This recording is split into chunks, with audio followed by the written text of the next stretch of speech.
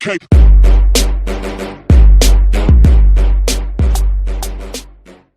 Welcome, Wargamers. My name is Doug with 2 Plus Tough, and I'm going to do something a little bit fun today. It's just a little side project thing. In the last snow day stream that I did with Jack from Rerolling Once, he thought it would be fun if there was a timeline of all the armies that I have ever owned or painted or that kind of stuff.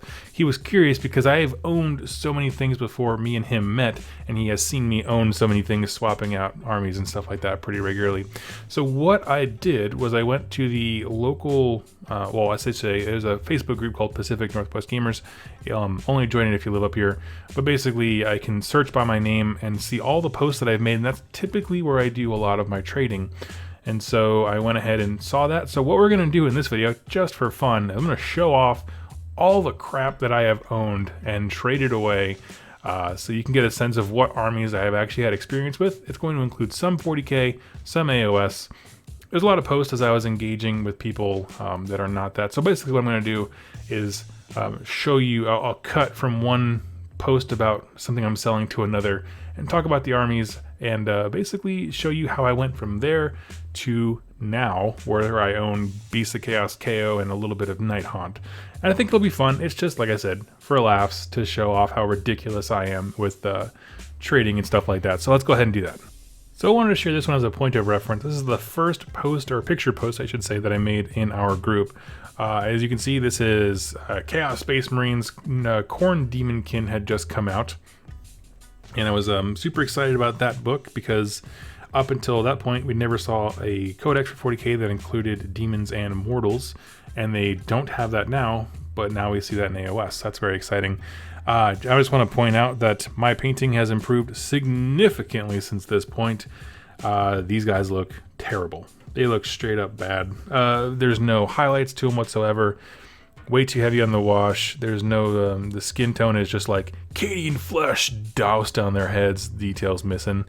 I just wanted to show this off. I got rid of them pretty quickly, I think. I talk about going straight into Cultist, which we're also not looking super stellar. But it seems like a good thing to show as a starting point for my painting.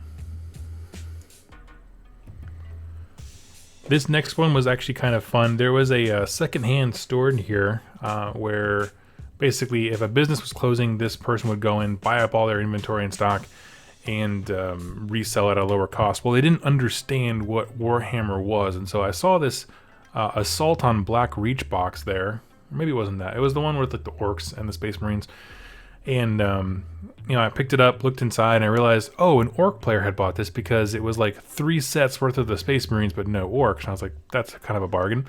So I grabbed it up and started painting these. So these are all guys from that set. At the time, I was like, well, if I'm going to do hero stuff, let's do some Raven Guards. They're all with black, and you can see edge highlighting is super bad. Oh, I love it. It's a really great. I don't know. I forgot I even had these guys. To be perfectly honest with you. What's funny is like, the edge highlighting on the armor is really bad, but I don't mind the highlighting I did on his robe or whatever. So interesting that I'm developing tricks as I go. But this is kind of a fun one where I remember getting this stellar deal, and so that's why I check like any secondhand store for AOS stuff or 40k things, just to be like, what you guys got? I mean, did someone throw something away that they didn't know the value of or something like that? Always do it, always check, because you never know. You find little treasures. This is the picture I just wanted to show because it was one of my low point experiences in AOS. Basically, I still have some of my original high elves here in the top corner. You can barely see them, the Sea Guard. But with the skeletons, I was thinking like, oh, maybe I'll start a death army. It could be a lot of fun. I found a big lot of death stuff online that was really, really cheap. And we'll talk about that later. And we started building skeleton kits, and Jess and I both were like, this sucks. Like, they are not fun to build whatsoever. They're super spindly. I couldn't get them off. Well, at this point, I think it was still Warhammer Fantasy Battles. They still have square bases on my guys in the back here. Before I switched to AOS, or before AOS came out, maybe. I don't know. I'm not quite sure. But yeah, no. This is the thing that the event that turned me away from playing Death factions.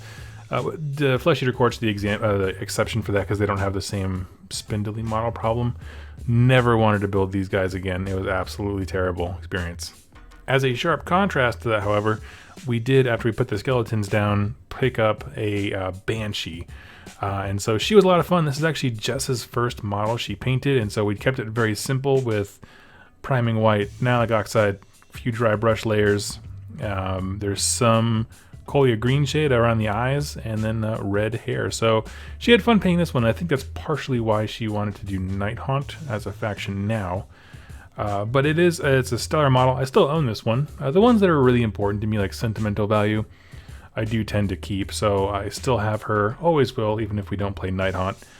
She's just a fun model, and the first time my wife picked up a paintbrush.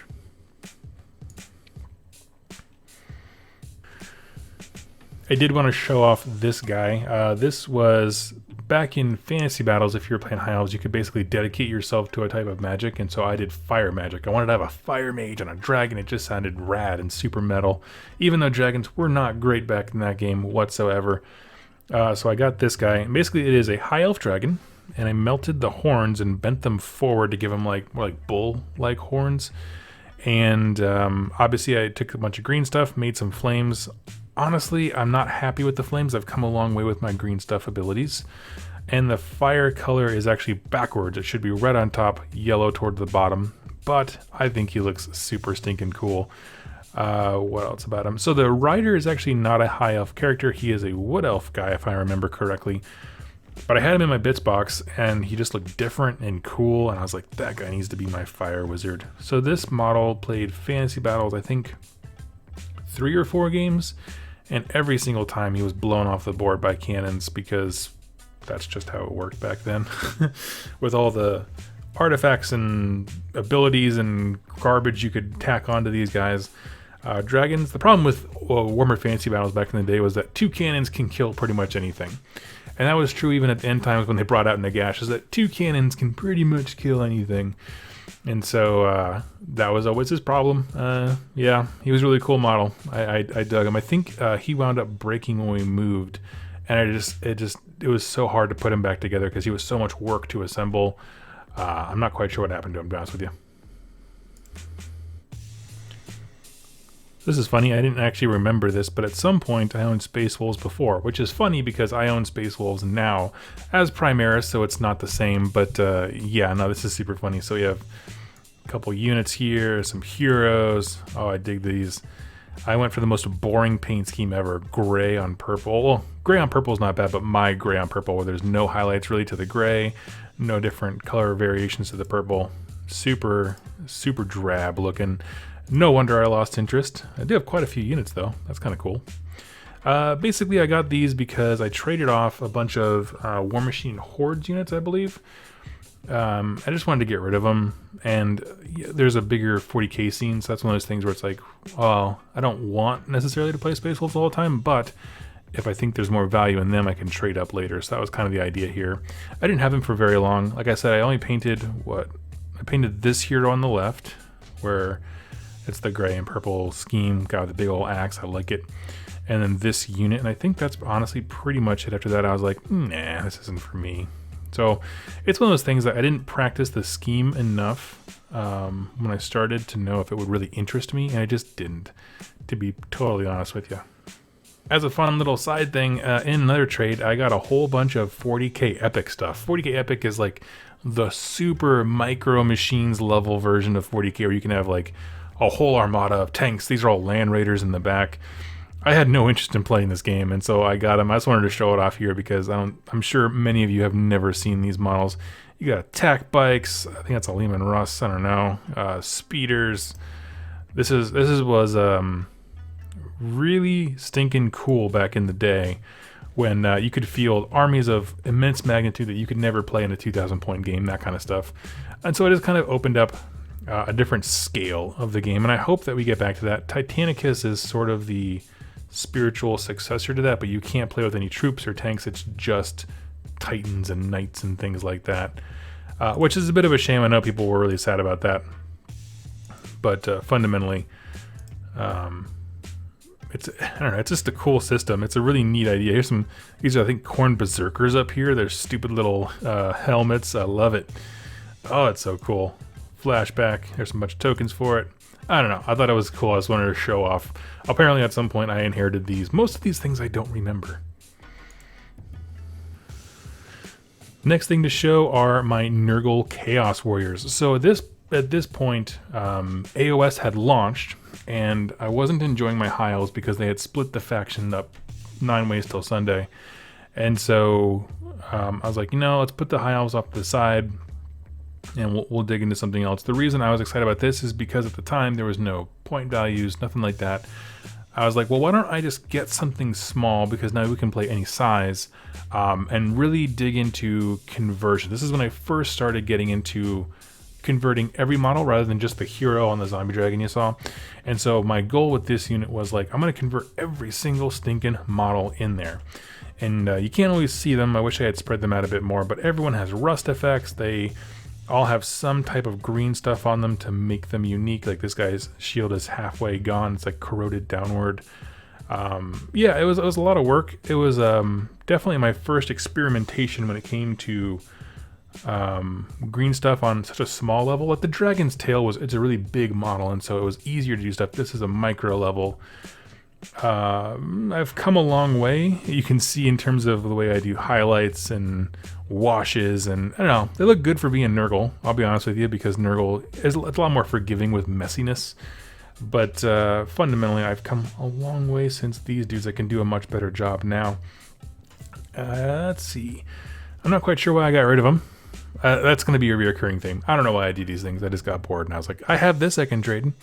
But yeah, they're really cool. They were an important thing because this is actually the army where, just a point in time reference, Mark, or Shu from Rerolling Ones, first got me back into AOS. He was actually the person who was like, oh, you have an interest in fantasy stuff? Hey, I'm doing demos nearby. He was a town just north of where I was living at the time. And so I went up there and grabbed these things and did a few demos with him, and I loved it. So me and him started playing once again, and it was a lot of fun. So this is a special set of models here, more because it reminds me of good times with Mark than it does anything else. At some point, I owned a whole bunch of Tau models. Like, I think it was like 2-star collecting boxes, but I really didn't like them because they're a pain in the butt to paint.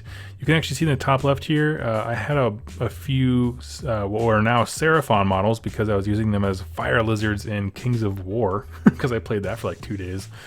Beyond that, the Tau didn't last long because, one, I was just discovering how to magnetize things, realizing that I hate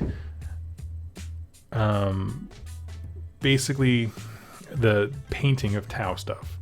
It was basically I just not into the edge highlighting thing whatsoever, and so that was a big bummer and a big pushback on that. Also, for a hot second, I own a whole bunch of Bertonian stuff. I think it's Bertonians. I have no idea. It was just a big sack of models that someone gave me, but it was very random. Some of it was definitely from like a game from old RPG games. Some of it was just random stuff. I don't know. I have no idea what was in here. Oh, and here's, I'm not sure why this is in this lot, but here is a picture of Glockkin unassembled. There's the red dragon fire Seraphon in the back and the fire dragon there. So yeah, this is cool.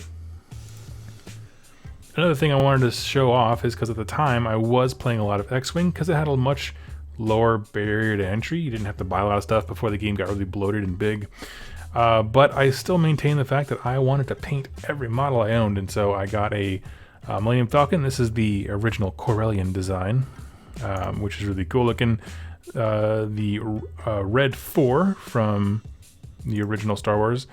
And I started experimenting with basically damage effects with a lot of like the scraping and soot and stuff like that. Really, really cool. And that's pretty much it for all of that. Basically, I was focused on the Rebel stuff because I really enjoy it. Oh yeah, here's my custom Slave 1 with purple. Obviously, no highlights. This is why it's so dull, but purple it was. And this was a fun one. It was a B-Wing, I think. I'm not quite sure of the ship's names anymore. But here's the thing, we're making fun of Doug as he grows. This was a green stuff effect where I got things right. This is the first time I was really happy with the way a green stuff effect worked with fire, where then I got the colors right, going from white to red on the outside. It was a lot of fun. If we're just listing off armies and stuff that I've collected, I have basically the Space Marine side of, what is it? Dark Vengeance? Dark Imperium? Not Dark Imperium. Yeah, whatever it was. Tried going for Dark Angels at one point and realized I hate the bone-colored scheme.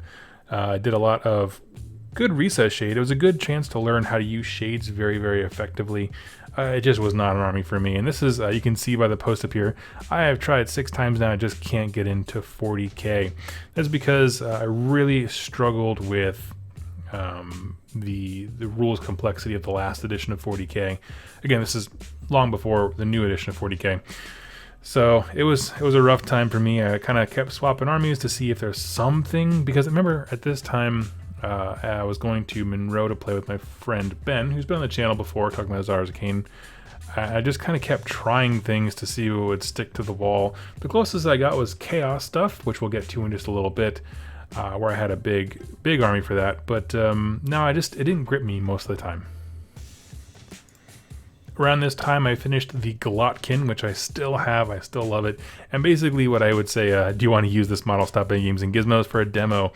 And so what I would do is basically throw out, like, this is my best painted model. Come play with it or as it, and we'll do some demo games. You can have a blast. And so that was kind of my way of enticing people to come down. I should do that again now that I'm playing over at Mox. So very exciting stuff. But as a timeline note, I've now had the Glotkin for, what, 2 years almost? That is one of the longest I've ever owned a model.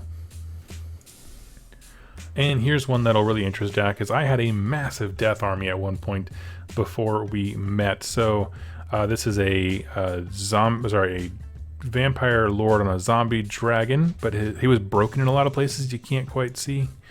A couple of Vargeists. That's Conrad, I believe, one of the models from Warhammer Fantasy Battles. These are the old school, Karen Ray's Spirit Host things. They are just atrocious looking. Oh my goodness, metal model. It was bad. But here is an original vampire lord with wings that I did paint this one up. I think it looks pretty great. I don't know why. Oh, I was selling this off because I just hated moving that many models, to be honest with you. That's what it was. But he looks pretty good. Let's see here. Got a white king. Basically they plastic glued him down so I couldn't get out the base, so I just threw him on a 32 mil round. And that was basically it. Now there was a lot more to this lot. I'm curious because I don't remember any of this stuff. I'm curious if I sold off the rest later, but there was also, what was there? Tons of zombies, flesh eaters, crypt ghouls. There's like 30 crypt ghouls, 30 zombies. It was like a weird smattering of all kinds of death units, because in fantasy battles you could summon stuff in. And the story here was I had asked, like, hey, does anyone have any like death models? And I don't remember what I was asking for specifically. And this guy was like, oh, I have some death stuff. Do you want to trade? And when I got there, it was like $80, and he gave me just a death army. And I was like, oh, it was a great deal. So that was very exciting.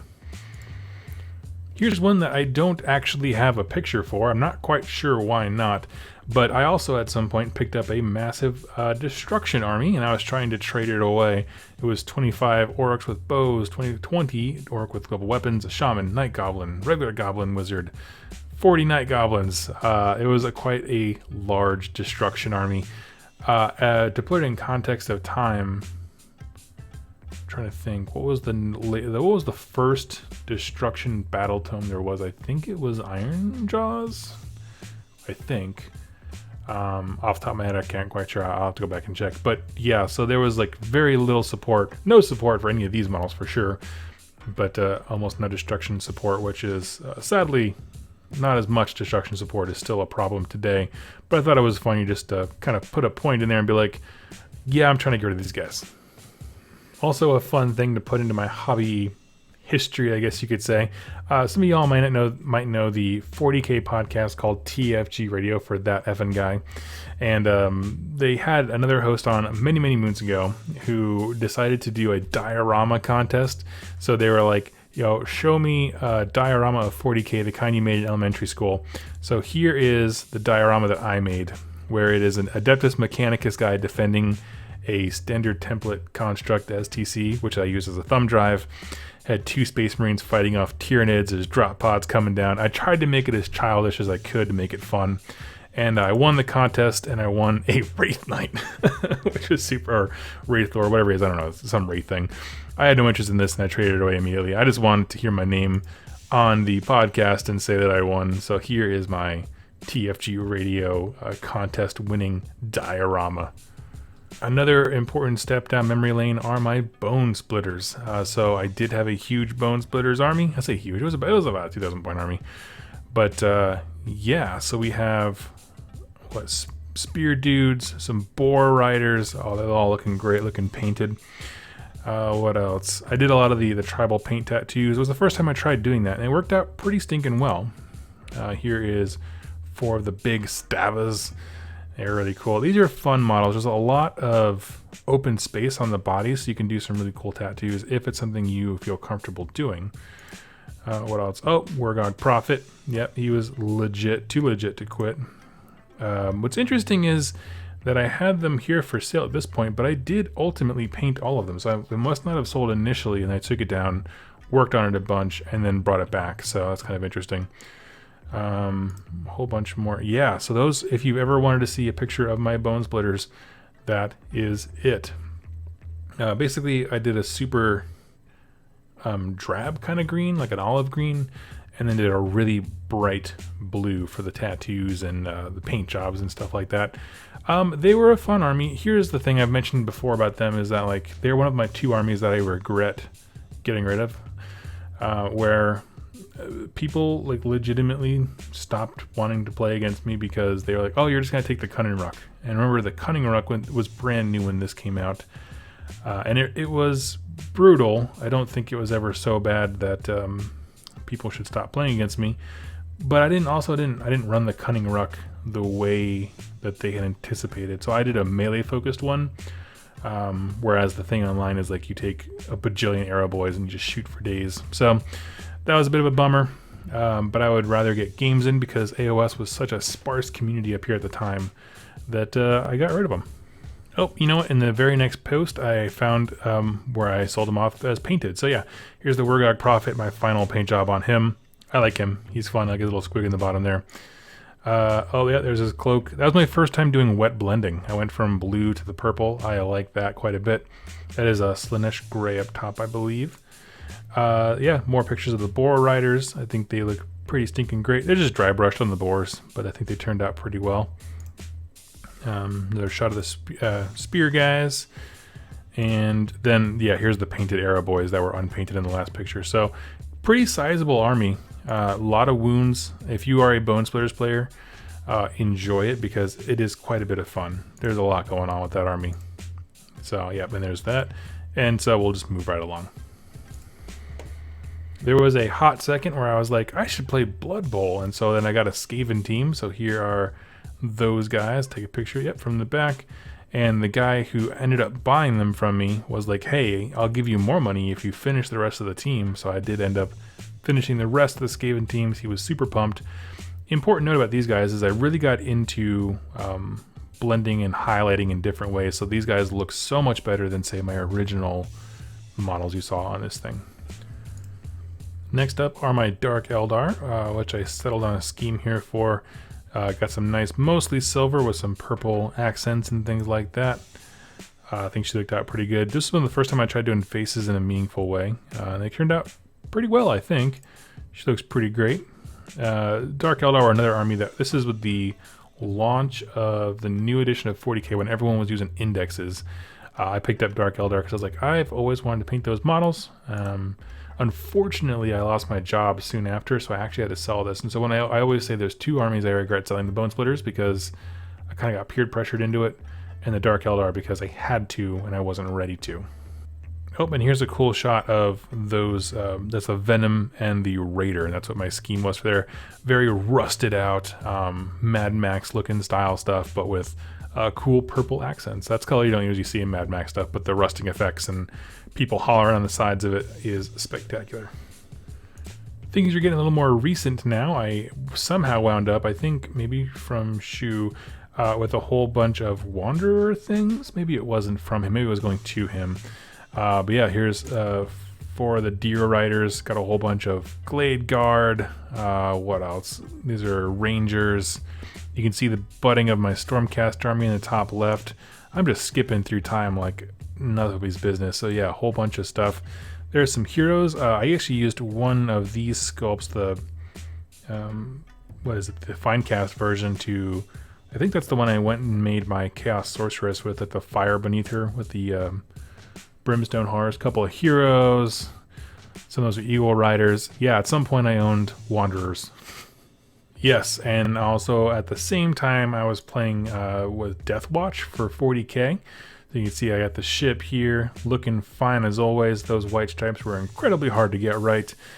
And yeah, I think this was more of a show-off post than a sales or trade one. But I think that ship came out pretty well looking. Here was my Stormcast army that I had, and I painted them as Hallowed Knights. This was really disappointing for me because they didn't play vastly different from my Chaos Warriors, which, you know, is like the first wave of Stormcast stuff was could be considered boring in the sense of like special abilities and rerolls. Like, they are functionally Chaos Warriors. They're very baseline troops. I can't see too much, but there's 5 Liberators, 5 Judicators, a Lord Celestant, Lord Relictor, Dudon Dracoth, a couple more Liberator units, and Retributors on the side here.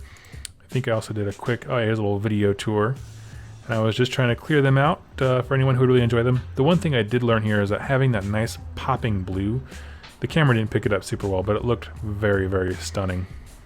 Another thing I did in this time was picked up Shadespire because that had just unleashed.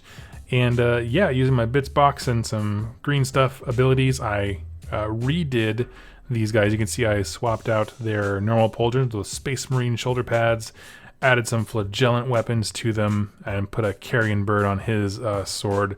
So these guys were looking pretty cool. Here's the Garrick Reavers.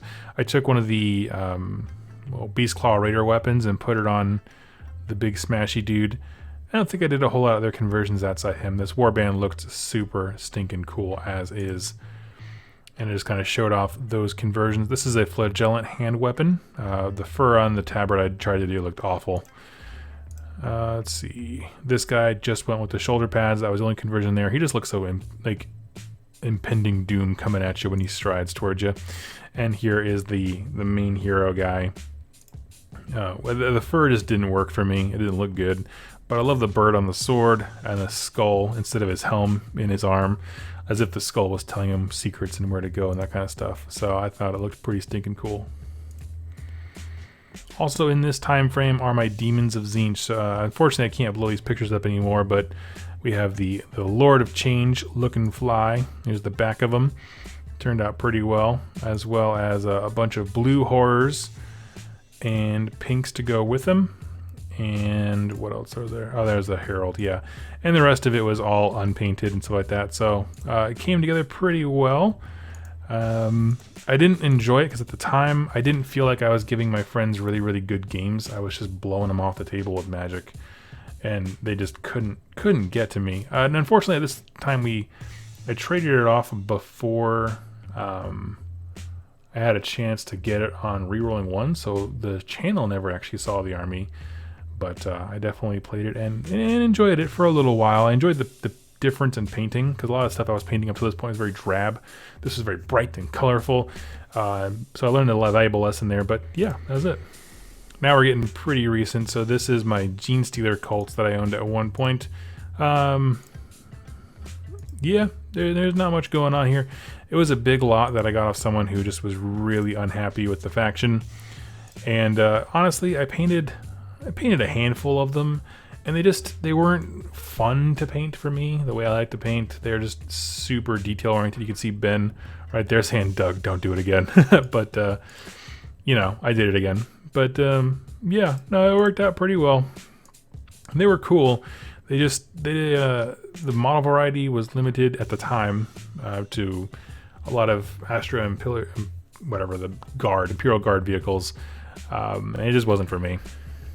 So as I said, that was just a fun little jaunt down memory lane. If you're ever interested in all the factions that I own, there are some things that I owned that weren't in that group. So like at one point I had a whole bunch of Beastclaw Raider stuff. What else did I own? Adeptus Mechanicus. There was a large Chaos Space Marine army of, I don't know, not Iron Hands, whatever they are. One with the Hazard Stripes for Chaos Space Marines. That was quite a bit of fun. So there's a lot of things. I was experimenting with a lot of different paint schemes and stuff like that. I can tell you for sure that I've definitely settled down in terms of how rapidly I go through armies, which doesn't seem like it because in the time since those posts, I've done Fire Slayers, Iron Jaws, what else? Stormcast Eternals, Carriage Overlord, Beastclaw Raiders, Slaves to Darkness I still have, and some Nighthaunt in the closet. So I have a lot of stuff going on. But I don't keep a lot of things on hand. I just tend to trade them away or sell them off, that kind of stuff. But anyway, I hope you enjoyed this super random, just showing off the things that I've done before. If any of those armies interest you or you have questions about how I painted them, leave in the comments down below. I'll be happy to help you.